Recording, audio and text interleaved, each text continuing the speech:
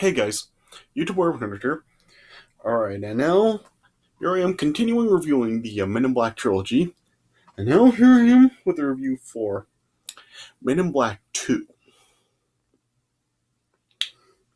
So, yeah, but before I actually do start off with the review for this movie, I realized that last night when I made my review for the first movie, yeah, I realized that I totally skipped over actually saying how the bug actually did get a hold of the galaxy, because I did say in my review for the first one that I made last night that when the bug killed the Rosenberg, he did take the case of diamonds that he thought was the galaxy. But I never actually did say how we got the galaxy. I just said once K and J ended up destroying the bug, they got a hold of the galaxy. And I never actually did say how the bug did actually get his hand on the galaxy. So how he did it was just when K and J went into the morgue to pick up the cat. As Jay was talking to Laurel, the cat ended up just um getting close to the bug, and the bug actually got a hold of the cat and snatched the galaxy away. And then yeah, that's when he took Laurel hostage and just had her take him to the Flying Saucer. So yeah, so that's how the bug did get a hold of the galaxy in the first film. So yeah, I'm sure that just about all you know that, but just in case there are some people that actually haven't watched the movie that did see my review for the first film and noticed that I didn't actually say how the bug did get hold of the galaxy. Here it is here. So yeah, I just figured that I would just mention that real quick, since I didn't actually even say anything about that in my review for the first film. All right, but anyway, all right. So Men in Black 2. Um, I honestly gotta say, this really is not a very good sequel, and it's not a very good movie. I mean, it's not a horrible movie, but as a as a follow up for the first film, this was pretty underwhelming and boring. I mean, yeah, I remember when I saw this from the theater, I really wasn't very interested in it. I got pretty bored with it, and even when I've gone back to watch this film again, I've still kind of gotten bored watching it. So yeah, so it's a pretty big downgrade from the first film. It just is it's just a pretty big bore. I mean, I'm really not sure what went wrong with it. I mean, you still did have pretty much everybody from the first film return. You still did have Barry Sonnenfeld back as the director. You had Danny Elfman in providing the score in the film. You did have a lot of the same crew for this film. You did have a Rick Baker as the or for the makeup effects, just like in the first film. And yeah, pretty much the same crew overall did return for this film.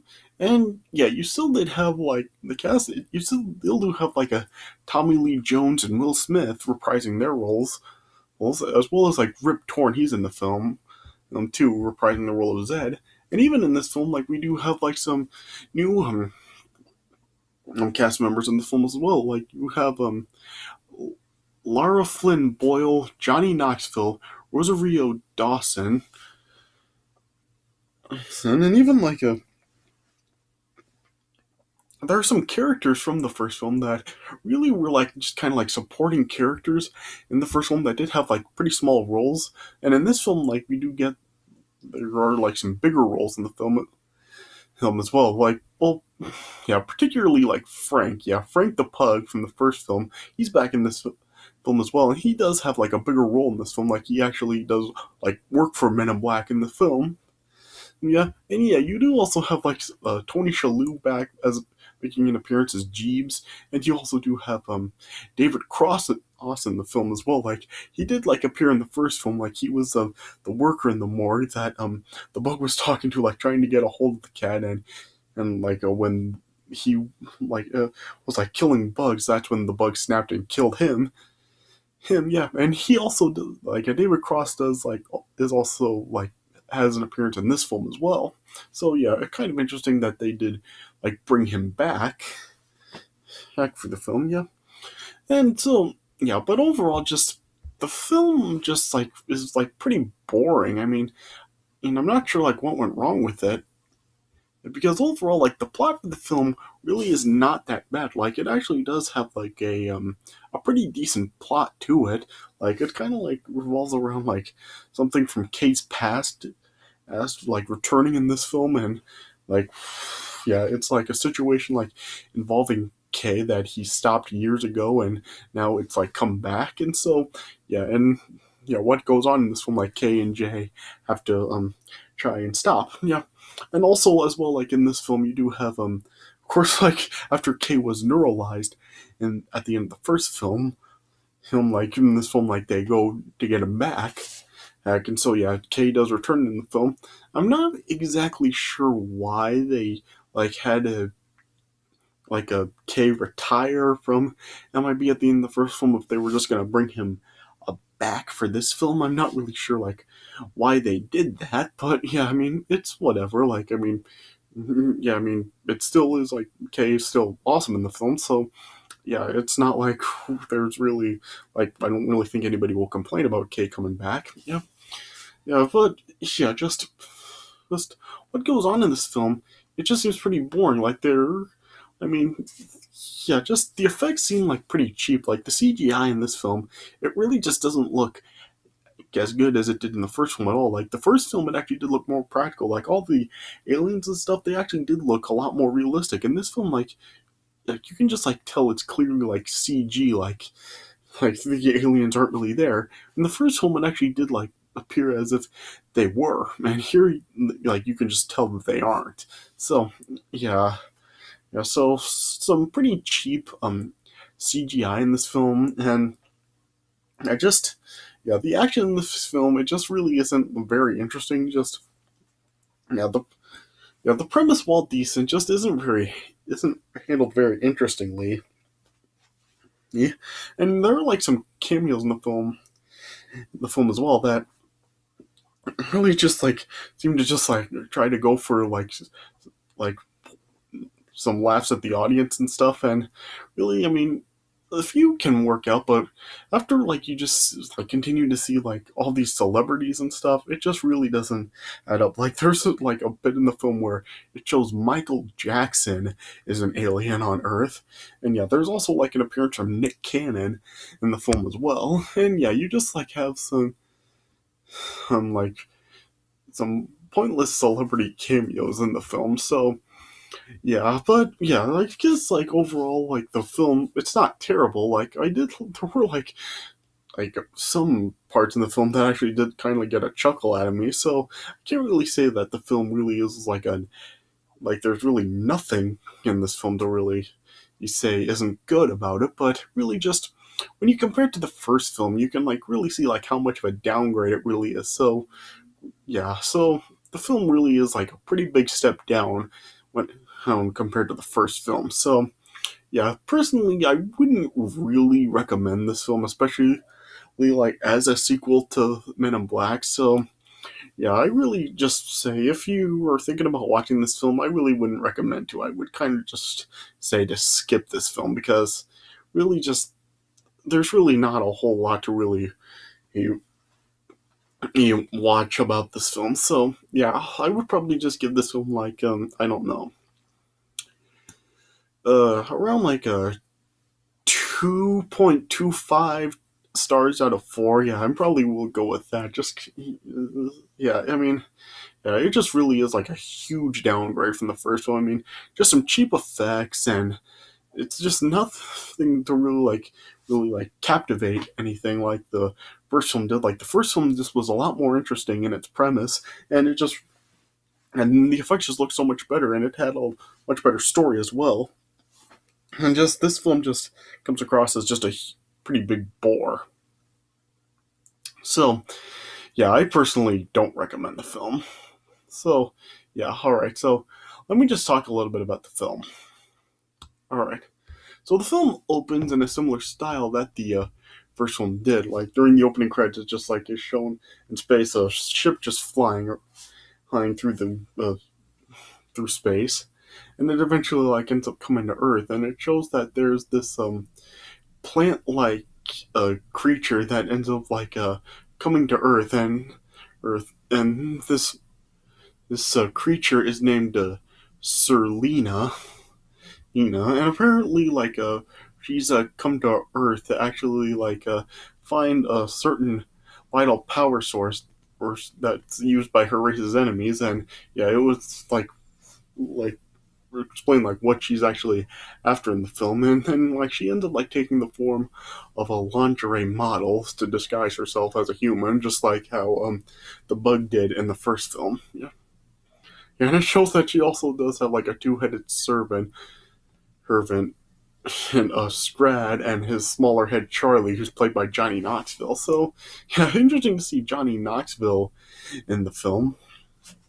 Yeah, I mean, of course, like Johnny Knoxville's known for Jackass, so it was interesting to kind of see him in a film like this. Yeah, and yes, the film is set around like 5 years or so after the events of the first Men in Black, and even like the film was actually released 5 years after the first film. The first one was released in 1997, and this film was released in 2002.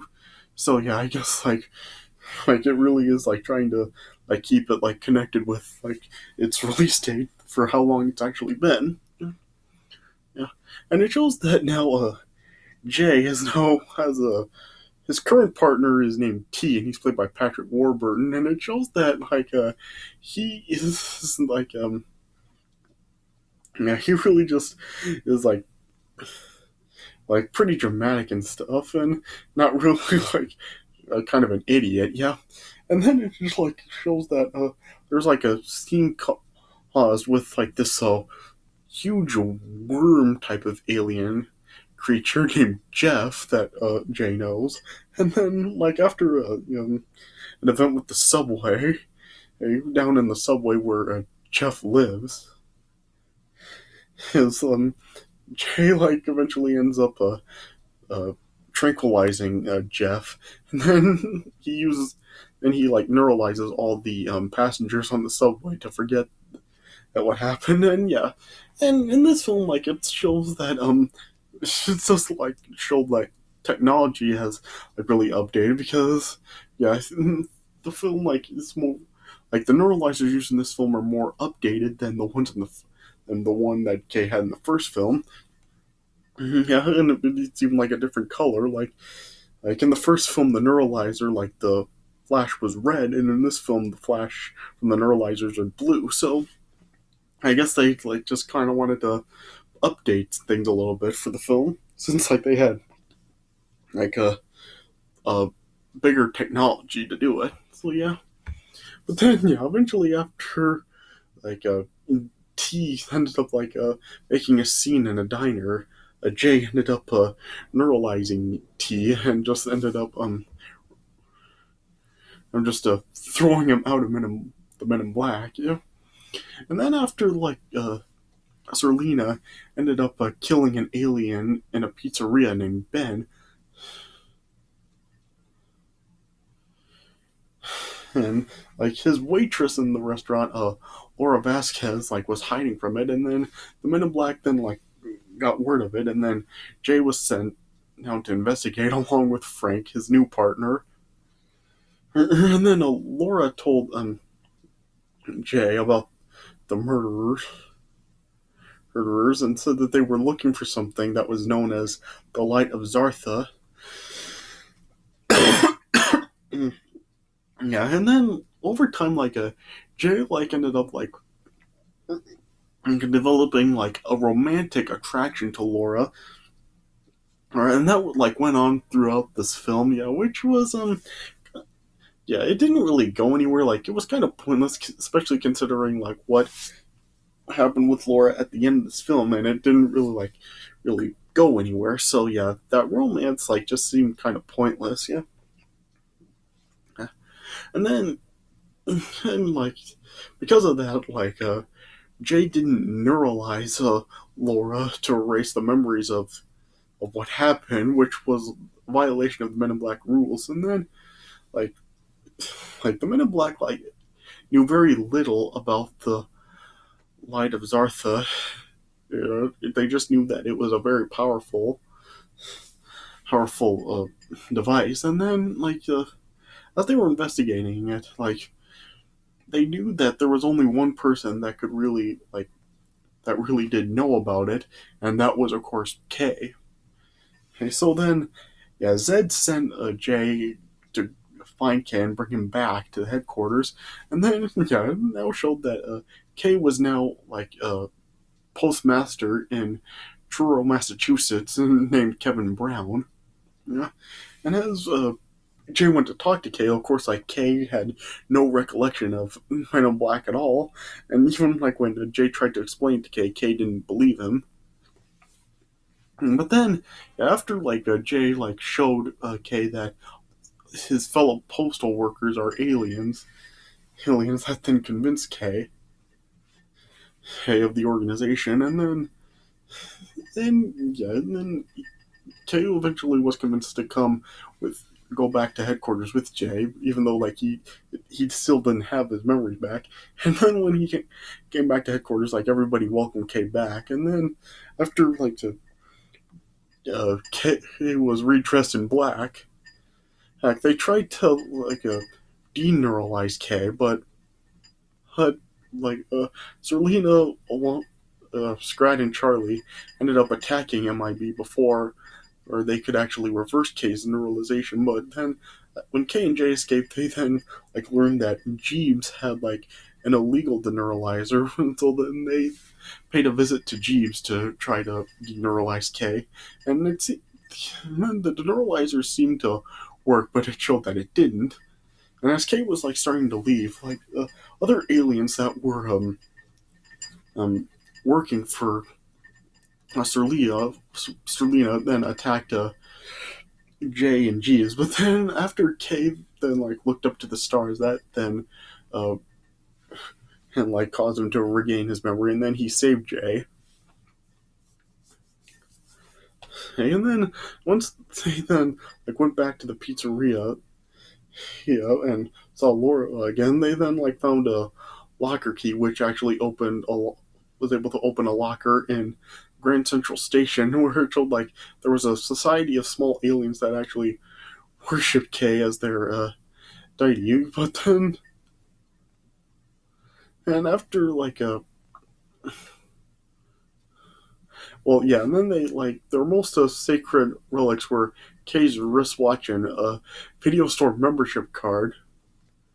Right, and then after Kay retrieved his items, Jay ended up replacing it with his watch, and then that caused the aliens to then worship Jay. And then after they left Laura with those the small worm creatures that were shown in the first film. Yeah, I didn't really talk about them, but yeah, I'm sure you know who they are. They were working coffee room and stuff in the first film. Yeah, they left Laura with them, and then they Kay and Jay then went to the video store or Kay's membership card, and then the owner of the store, played by David Cross, then showed Kay and Jay a fictionalized story of the Light of Zartha, and then that then caught Kay's memories, because Kay didn't actually have any memories of the Light of Zartha, because it was years before he actually neuralized himself to erase all the memories of the Zartha. But he then just actually left himself a series of clues to regain his memories, and then it led to this with him watching the video. And then Kay remembered that the Zarthan queen Lorana entrusted the Men in Black long ago to safeguard the life from Serlina, who was actually the nemesis of Lorana. And Serlina actually killed Lorana, and then after hiding the light, Kay neuralized himself to bury his sadness and ensured that the hiding place of the light would never be revealed. And Kay still didn't actually remember where he hid it or what it actually did look like. Like, but then like Kay like felt that it could have actually been Laura's bracelet, and it showed that the bracelet around Laura's wrist actually did grow. Oh, and like Kay remembered that it had to be returned to Zartha soon, or else both Earth and Zartha would be destroyed. And then, like after Jay like tried to contact Frank, it showed that Serlina had actually captured or like it was Zed and Frank and stuff, and Kay like was meaning to tell Frank that where Laura is, and then Serlina then went and kidnapped Laura, and it showed like all the worms were hacked, and then KJ and all the worms then like went off to the headquarters to launch a counterattack, and over time they were able to free Laura and all the other agents, and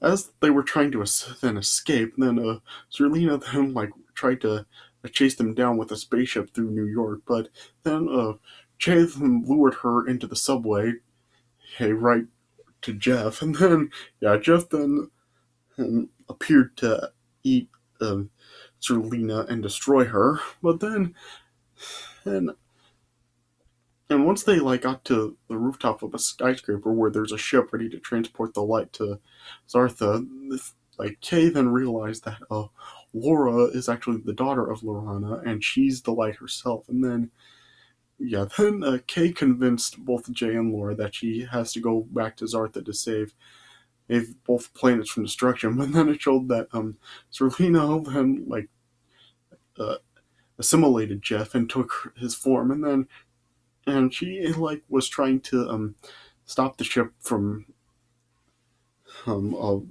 lifting off, but then yeah, Kay and Jay were able to blast her out of the sky, and Laura was able to escape and go back to Zartha, and Kay then just like used like a huge neuralizer that was actually part of the torch at the Statue of Liberty to neuralize the entire city of New York. Yeah. And then, yeah, then the movie then ended with a scene back at the headquarters where, like, Kay and Zed were trying to cheer up Jay about Laura, and then it showed that they relocated those uh,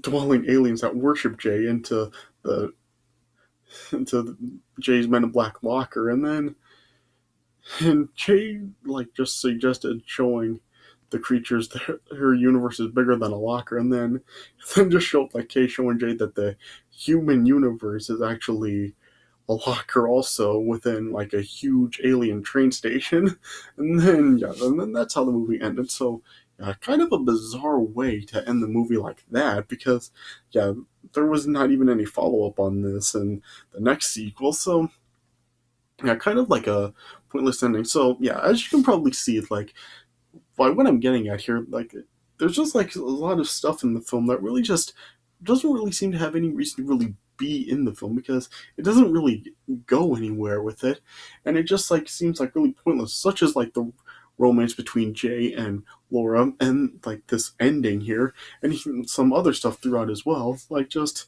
there's a lot of stuff in here that just really seems like really pointless to have in the film. So yeah, so along with that, and just like how boring the film can get at points, just yeah, it just turns out to be like a pretty underwhelming sequel. I mean, like I said, not horrible, but just a pretty big downgrade from the first film. So, yeah, like I said, I really wouldn't recommend watching this film. So, like I said, 2.25 stars out of 4. All right. So, yeah, so, oh, yeah, so yeah, I'm sorry, I'm getting a little tongue tied here. So yeah, this film really didn't turn out very well. Yeah, I'm not the only one that really felt like this. This film didn't do nearly as well as the first one did at all. So it's not really a surprise to me that it took them like 10 years after this to do another sequel. But when they did that film turn out any better than this one? How did the third film turn out?